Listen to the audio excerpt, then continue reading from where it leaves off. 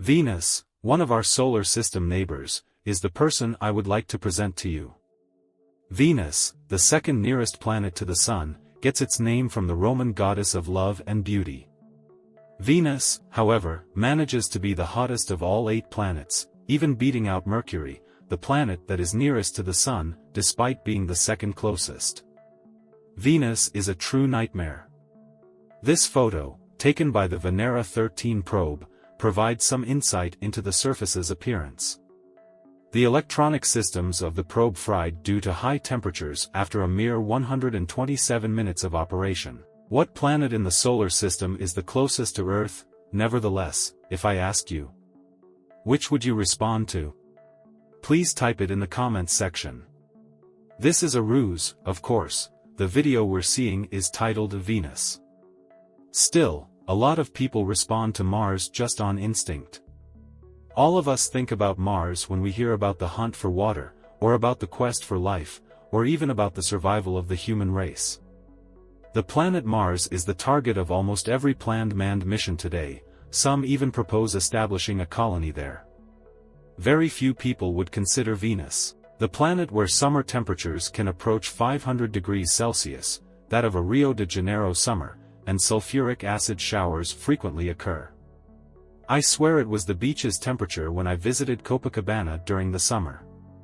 Indeed, in spite of all the beliefs held by people, Venus is the planet that most closely resembles Earth in terms of size, mass, density, and composition. Because Venus and Earth formed in the same region of the solar system's parent nebula, we even have evidence that they did so almost simultaneously and with similar elements. Considered Earth's twin planet, Venus is roughly hell on Earth today, and some observations indicate that the two have been almost identical since formation and their early years of existence. Just a small note, when we discuss the early stages of astronomy, we typically refer to billions of years, which is still rather young. However, something occurred at some point that turned Venus into a true hell, while Earth continued to be the planet that is currently habitable. Thus, the issue still stands: how did Venus turn into hell? We must go through time and space to find the answer to this. The solar system was a nebula of gas and dust some 4.6 billion years ago. Whatever caused this cloud to become unstable and caused sections of it to fall due to gravity is still a mystery to us. Some people speculate that this item was a nearby supernova. At that time, the Sun formed from the majority of the material, 99% of the mass, with the remaining 1% being made up of planets, asteroids, and naturally occurring satellites. However, the genesis of Venus and Earth is the main topic of discussion here. Given their proximity to the Sun, it is possible that the two planets originated when a nucleus formed initially from the collapse of a gas and dust cloud, and this nucleus then absorbed material through gravitational attraction. Given that Venus and Earth are located in such close proximity to one another, it makes sense that their creation materials would have been identical. Indeed, they share an iron core, a silicate crust, and a magnesium silicate mantle. Since two other planets have formed in surrounding locations and share comparable properties, this doesn't really indicate anything in and of itself. The striking similarity in mass and size between Venus and Earth is apparent. Venus has about the same size, mass, and volume as Earth, with the exception of being 5% smaller and less dense. In contrast to Mercury and Mars, which are far smaller and less heavy, two planets formed almost simultaneously with similar features. Furthermore, the parallels go beyond size. Venus's atmosphere had a carbon dioxide to nitrogen ratio of 97:3, which was also somewhat comparable to Earth's atmosphere. In essence, they were two spheres that emerged nearly simultaneously and were quite identical, and having the same makeup. However, what transpired to turn Venus into this hellish planet that is so unlike Earth? The early solar system is where the answer starts. The interior was really disorganized. The Sun's gravitational field drew asteroids, planetoids, and other things from all directions. Asteroids frequently struck planets or crashed into the Sun, and planets collided with planetoids. As a result, The solar system's interior became a real battleground where only the strongest could live. And this is the location of two significant events. First, we think that the Moon formed as a result of a collision between Earth and a tiny planet known as Theia. The Earth's rotation period was altered by the collision, approaching what it is today. In addition, the Moon has always been crucial in keeping the Earth's rotation steady. The day is as lengthy as it is in part because of this. Furthermore, it should be noted that Venus was also struck by impacts during this period, which may have contributed to the planet's spin axis being in opposition to Earth's. Venus's rotation would have been stopped as well as reversed by this encounter. Yes, Venus does indeed turn away, most likely due to a collision. Imagine that you see a collision that sends the globe spinning in the opposite direction from what it was before. This made things very difficult on Venus. On Venus, a day spans 243 Earth days, making it longer than the 224 Earth days that make up a year. Venus's New Year's Eve marks the day's pivot. Venus also never had a natural satellite of its own, in contrast to Earth, which is blessed with a free natural satellite in the form of the Moon. Despite the fact that it might sound absurd, Venus's problems began with this same thing at the beginning. The Moon's ability to maintain the stability of our planet's rotation axis explains why. Since Venus lacks this, it is a planet without seasons. Additionally, seasons are made possible by the Earth's axis tilt. Because different locations receive varying quantities of sunlight at different times of the year, the climate is not as uniform as it could be. Furthermore, this implies that the climate can endure long stretches of stability. While Earth has a 23.5 degrees inclination, Venus merely has a 3 degrees inclination, which allows for the seasons on Earth. In other words, Venus's climate is essentially constant throughout. Venus's location in the solar system was another factor that had little effect on the planet's environment. Given that Venus is the second planet from the Sun, it receives more sunlight than Earth. It was considerably worse when the Sun was younger, even if it is already old enough to be disastrous now. Compared to older stars, younger stars are more active and brighter. And the Sun is included in that as well.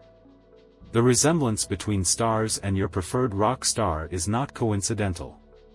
When Venus was younger, it is estimated that she received 40% more sunshine than we do now on Earth. All of Venus's potential water may have evaporated due to the planet's closeness to the Sun. It's kind of hilarious to notice that Earth is right on the edge within the habitable zone, while Venus is right on the edge outside it, proving that Venus is not in the habitable zone. Furthermore, I'm beginning to believe that Venus is just a really unfortunate planet. However, one oddity. The explanation is that the Venusian atmosphere exhibits signatures of water vapor and, most notably, deuterium. This is intriguing since part of the hydrogen produced when the water molecule splits into oxygen and hydrogen due to solar UV light contains the heavy isotope deuterium. Unlike oxygen, deuterium is nearly impossible to leave the atmosphere. Thus, using this data, we were able to calculate the planet's water content. According to recent calculations, Venus may have had oceans for billions of years, even during the time that life was already developing on Earth. Venus was still trying, therefore, even though everything was going wrong. However, as bad luck never strikes alone, Venus's predicament was exacerbated by a few other factors. Tectonic plates do not exist on Venus, which is one of them. Even while you may not think this is all that significant, it's possible that Venus was finally buried by this last scoop of Earth. Carbon dioxide and water cycles on Earth are greatly influenced by plate tectonics.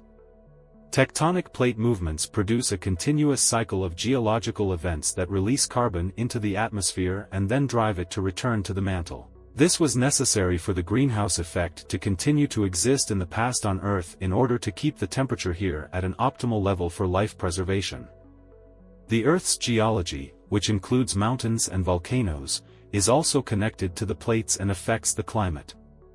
Volcanic activity is not as strong as it could be along the margins of tectonic plates because pressure inside the Earth can be released in different ways there. And Venus experiences precisely that.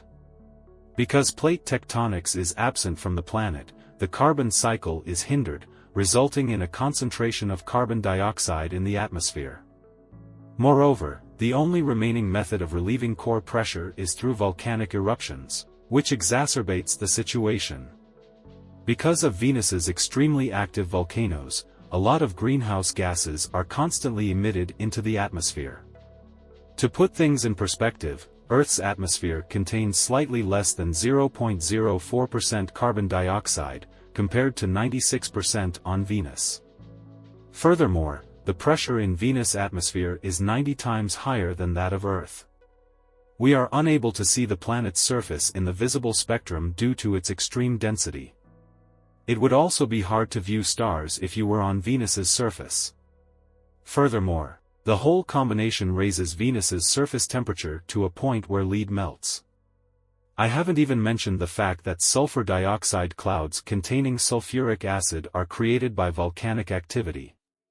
Put another way, sulfuric acid can fall like rain, a true nightmare.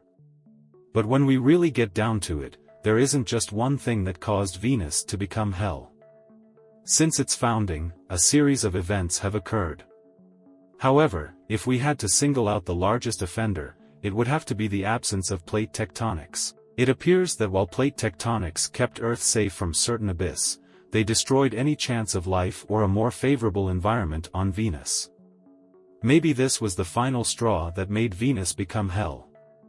The notion that Venus never had tectonic plates or only had one huge plate for a significant portion of its life is now accepted, and this presents a storyline twist and potential window for an existential crisis in the film. Nevertheless, this does not account for the quantity of nitrogen found in Venus' atmosphere. Without plate tectonics, these quantities would not be feasible. Furthermore, a recent study by astrophysicists suggested that Venus may have formerly experienced plate tectonics. The findings were published in the journal Nature. In the work, they demonstrate that the amount of nitrogen detected in Venus's atmosphere today can only be explained by plate tectonics.